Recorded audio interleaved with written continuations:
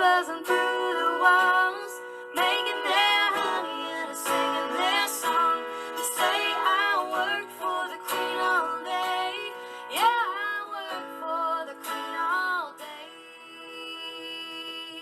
Yeah. Hello, the Queen Bee's Hive. Today we start part 2, No Law, East of the Peak Coast, with a short, thank God, chapter 11, A Lightning. I say thank God because it's easier for me to do these chapter reactions when it's a shorter chapter, so it's totally selfish that I say that. So my immediate thought when I read the title of this section title was, okay, like this section is going to lay out the politics and the way things are handled in the present, and because there's virtually now no law but Jamie Fraser the enforcer, and it is going to start laying out issues that they are all currently facing, what's on the horizon, and how they will start tackling these issues. And we really saw that hard turn here in chapter 11, Lightning. And in this chapter, we're in Roger's POV. It's a short chapter. We get the idea of here's what's happening, here are the obstacles coming, here are the challenges, what are we, Roger and Bree going to do next. We also get a great emphasis to the section title with the end lines, which are actually from one of my favorites from the daily lines. The essential social services of Fraser's Ridge. Your mother's the ambulance and your dad's the police. I love that line when I first read it in the daily lines. I still love it today. To which Bree says Roger is the church and she will be the armor, which that part wasn't in the daily lines, but I love it. So to me, that is the vibe of what this section will show. And maybe we'll see each of our four main characters grow into these roles in this section. That's just kind of my thoughts as this section begins, is what I'm kind of seeing is going to happen. We definitely see a turn in this chapter from looking back and recapping to looking forward and looking at what we're dealing with now. You kind of get this turn and it feels very definitive. So I think we're going to be leaving the appetizer and now we're going to be starting on at least the pasta course, if not the meat and potato course. So we also get some historical context nudges in this wee chapter as well. So it does a lot for a little chapter, this chapter. So this scene takes place at the cabin where they would have had school, church, and lodge when the Macs were there before. Now, I think that would be the Christie's cabin, if I'm not mistaken. Is that correct? Or am I misremembering it? Because it's been a while since I've read A Breath of Snow and Ashes. I didn't actually look it up before I did this. And a lot's happened since I read that. So, but anyway, if that is correct, if we're talking about the Christie's cabin that got hit by lightning, that feels kind of like an omen of sorts, that the Christie's cabin ended up being struck by lightning and fried to the ground, and burnt to cinders while the Frasers were away. It just kind of feels a bit ominous, to say the least. So kind of like an exclamation point on the end of a lot of crap that happened with the Christies. So if that's the case, it kind of feels like that. So poor Roger is taking in the sight of this, and he's taking it really hard as he holds a lot of sentiment for this place, being his first church where he was a real minister. And to see it so destroyed is really a heartbreaking shock for him. Meanwhile, we see Bree is kind of trying to distract him with talk of all the dangerous explosive things that she wants to get a hold of. So she says, they took away most of the burnt wood. Brianna took a deep breath, walked up to the empty doorway, and looked around. Probably charcoal for smoking meat or making gunpowder. I wonder how hard it is to get sulfur these days. He glanced at her, not sure whether she was serious or just trying to keep the conversation light, until the shock of his seeing his first, his only church destroyed had passed. The only place he'd been for a little while a real minister. His chest felt tight, and so did his throat, but he put aside his sense of disquiet for the moment and coughed. You're intending to make gunpowder after what happened with the matches? She narrowed her eyes at him, but he could tell now that she was deliberately making light of things. You know that wasn't my fault. And I know the formula for gunpowder, and we could dig saltpeter out of people's old privies. Well, you can, if digging up ancient privies is your notion of fun, he said, smiling despite himself. Did your researchers tell you how not to blow yourself up while making gunpowder? No, but I know who to ask, she said, complacent. Mary Patton. Whether she intended it or not, the distraction of her conversation was working. The feeling of having been gut punched had passed, and if he still felt the pangs of memory, he was able to put them aside to be dealt with later. So one of the things I loved about this chapter is that you get the sense of how much more solid Bree and Roger are now. This experience that they went through in book 8 has really bonded them on a whole new level. I kind of feel that. And I think Bree appreciates Roger in a way that she didn't before. I think she took him for granted a bit before, maybe. But you know what they say. You don't know what you have until you lose it, right? And so I think they just feel more secured and bonded now that they've been through that and have now come back together, and everything was so fragile. They've learned to appreciate what they had. You don't see some of the pettiness and game playing like you saw before. And Roger, he is really understanding a sense of himself in this book. I see that already, and Diana has confirmed that as well, that you know this is something that she really worked on, that Roger would really become more solid in himself, you know, and you really see that. So Bree talks about Mary Patton understanding gunpowder, and Mary Patton was a real historical figure. I've included her information and a portrait based on her description and her DNA that somebody like created for her, as well as her grave marker that kind of tells a little bit about her in the description below. Her gunpowder was in very high demand in the backcountry, and she was known for supplying the Americans with 500 pounds of gunpowder for the Battle of Kings Mountain. She was very close in age to Bree, like literally like 2 or 3 years difference. So I could totally imagine these two unusual women hanging out, you know. Bree says she's about 40 miles away and she wants to ride out to see her the next day. So now Roger knows she is seriously, like, this is not joking and playing. She's serious and she's up to something. And so now we find out that she has been looking at the mysterious Frank book. So he says, why? He asked warily, and what are you planning to do with that charcoal? Draw, she says, and tucked it into her bag. As for Mrs. Patton, we're going to need gunpowder, you know. Now she was serious. You mean a lot of gunpowder? He said slowly, not just for hunting. He didn't know how much gunpowder the household had. He was no kind of shot, so he didn't hunt with a gun. I do.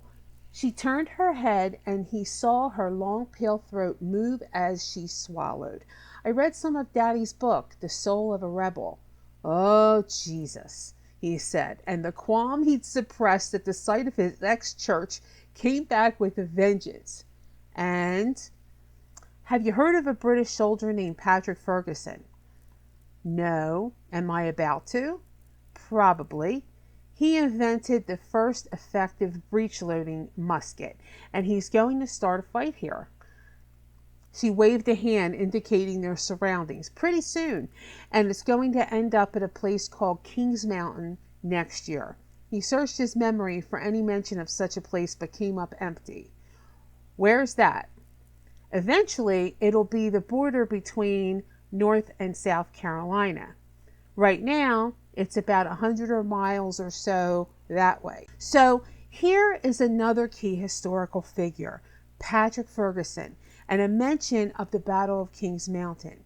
Bree, and we find out that Bree has been reading Frank's book. And I imagine now that Kings Mountain is going to be the major focal point battle of this book. Like Saratoga was for Echo, like Monmouth was for Moby. it will be King's Mountain for this book. I have, usually there's one real predominant battle where like all of the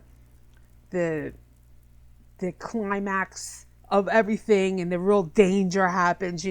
Sometimes there's other smaller battles, but that there's usually like one big focal point battle in each book. So that's going to probably be the one for this book. I'm kind of coming up with that, I thought, between the info that we have mentioned here and it being focused on in Frank's book, and the info we heard in the launch party that was in Frank's book, and the mention here of Mary Patton, who supplied all the powder for the Americans, or most of it, for the King's Mountain battle. So now I'm curious. I'm waving my B, which means that I'm going to say something that hasn't happened in the book yet, but we know from Daily Lines or from something else. That's what the B means. So I'm waving my B because I'm mentioning an excerpt that was read in Diana's launch party. So if you muted or you didn't listen to that and you don't want that information, mute now until I wave the B again. And when I wave the B again, it'll be okay to take off your mute, okay? So we found out in that excerpt that Frank's book mentions Jamie 14 times and said that he would die at King's Mountain.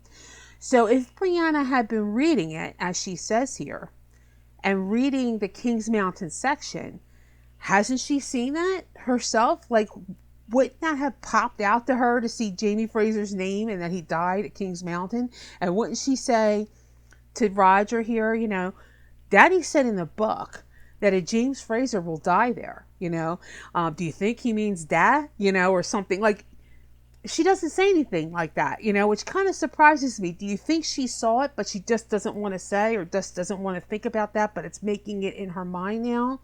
That's why she's so keen to prepare? Or do you think she just somehow hasn't noticed it yet, but has like a bad feeling? Or what do you think about that? Okay, so I'm going to wave my B again.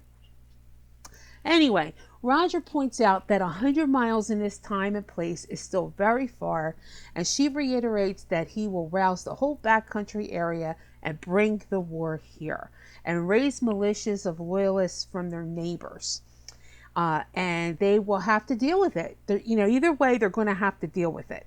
And of course, they know what Cunningham at least was. They know he was a loyalist and a Navy captain. So right sandwiched between this conversation and the very end, what happens? Bree and Roger are looking at the burnt church, and we see this imagery, which I love. Despite the charred brewing, there was a deep sense of peace in the little clearing. Green shoots and small shrubs had come up through the ashes, vivid against the black. Unresisted, the forest would patiently heal the scar. I love that. I really, really love that imagery. Anyway, Bree brings Roger's first sermon, and he recalls not one, but 2 Jamie Snake encounters. Not great, Bob. Not great, Bob. Very ominous. The first, the snake that the boys let loose that Jamie caught and kept in his shirt. And Roger says it was the nicest thing Jamie ever did for him, which I love all. And then when he was bit in Fiery Cross and nearly died, and I have a few thoughts on that little passage. The look on his face, poor Dad, he's so afraid of snakes. And no wonder, Roger said with a shrug.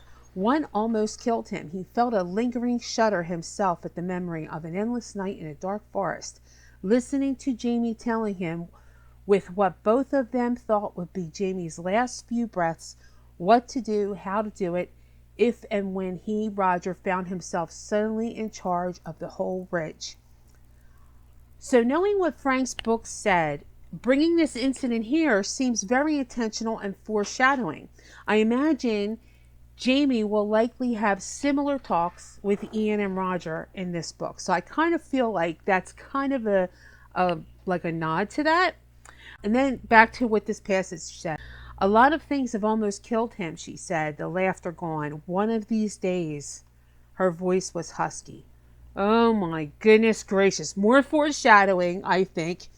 This almost feels like she did notice Jamie's name in Frank's book. But I don't know, because I feel like she would say that. So it's really curious to me. Anyway, back to what this says. He put a hand around her shoulder and massaged it gently. It'll be one of these days for everyone, McGry. If it weren't, people wouldn't think they need a minister. As for your dad, as long as your mother's here, I think he'll be all right no matter what. She gave a deep sigh, and the tension in her body eased. I think everybody feels that way about them both. If they're here, everything will be all right. You feel that way about them, he thought, and in fairness, so did he. I hope the kids will feel that way about us. So yeah, if we go back to the snake incident, Claire saved Jamie with her supernatural handy, if you recall. So maybe that will happen again. Maybe that is when she gets her power.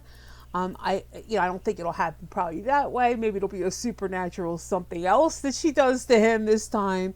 But I kind of feel like this is the first real chapter of the forward story. What's to come with the war, what their roles will be ahead. And it feels like the type of conversation that we'll come back to and see as foreshadowing and bookending at the end of the book. Because you're seeing all of these like little sprinkles of things being put here. This is just my vibe of the writing and kind of seeing Diana's patterns. This is kind of how she does things. And so I'm also curious about that little statement at the end where he says, I hope the kids will feel that way about us. So maybe it'll be that they rescue them in some way, that they're kind of the rock that sees them through and they get that sense. Maybe that'll come back around. I don't know. So then Roger says, the essential services of Fraser's Ridge, he said dryly. Your mother's the ambulance and your dad's the police. That made her laugh, and she turned to him, arms about him, smiling. And you're the church, she said. I'm proud of you. Letting go then, she turned back and waved a hand toward the ghostly door. Well, if Mama and Dad can rebuild from the ashes, so can we. Will we rebuild here, or do you want to choose another place? I mean, I don't know whether people would be superstitious about it being destroyed by lightning. He shrugged, feeling warm from her words. Oh, I love that. It's not supposed to strike twice in the same place, is it? What could be safer? Oh, God, that feels so ominous. What could be safer? Come on, then. Lizzie and her menage are waiting. So I love this Roger and Bree so much. I really, really do. They are in such a real sweet spot now in their relationship. And I love that bit about Jamie and Claire being the social services of Fraser's Ridge, and the ambulance and the police, and now Roger will be the church. It's like all of our key characters have a role now in this time where there's no law east of the Pecos. And before they leave for Lizzie's, Roger asks her what her job will be. And it says, she hadn't wanted to look beyond the day-to-day survival during the worst of their journey. But he was sure that her vision of the present wasn't limited to washing clothes and shooting turkeys. What do you think your own job might be here? So that little thought process from Roger and that question that he says, it really shows a lot of growth in Roger from the beginning of Echo. Remember how, there was this whole competition vibe and him feeling like she looked down on him and him feeling like, why is she working? And he felt like shadowed by her, and that whole dynamic that occurred. You kind of feel like they're much more in a comfortable place. He was following her and she turned her head briefly toward him. The sun touched her hair with flames. Oh, me? I think maybe I'm the armorer. She smiled, but the look in her eyes was serious. We're going to need one. Oh boy. So great start to pivot us to what Diana has in store for us to come. A lot of little seeds dropped here to sprout up in the rest of this section and book. And I expect we'll see a lot of these characters in this section step up into their jobs and shine. I have a feeling we'll see like each of these little jobs like highlighted in this section. We'll see Roger being a spiritual help and setting up his church. We'll see Bree going on her quest for powder. We'll see Claire treating some hideous medical emergency, and we'll see Jamie, doing something to keep order on the ridge in some way. So I kind of feel like they're setting that up here in this particular chapter. So let me know your thoughts on this chapter. What stuck out to you? Do you think there was a lot of foreshadowing here? Now, since this is a wee chapter, and let's end this video by meeting another of our spotlight leads. This lady is such a sweetheart and has been in the studies with me from the start with Lord John. She's such an incredibly kind-hearted person, a wonderful friend. Like Selena, she joined my Patreon the very same day I made the page, right away, and has stayed with me ever since, which means so much to me. It really does. It means so much to me. I am speaking of the lovely Ellen Sullivan, who is a Fraser's Ridge tier patron. Ellen lives in Queens, New York, and she is a retired nurse, and which is probably why she's such a caring, sweet, and kind person, because you kind of need to be a nurse. Thank you, Ellen, for always being so supportive in everything I do and everything we do. You're such a faithful bee and friend. Mwahs to you. That's all for now, everyone. I'll be back soon with Chapter 12, Erstwhile Companions. Much love, all. Have a good night. Bye.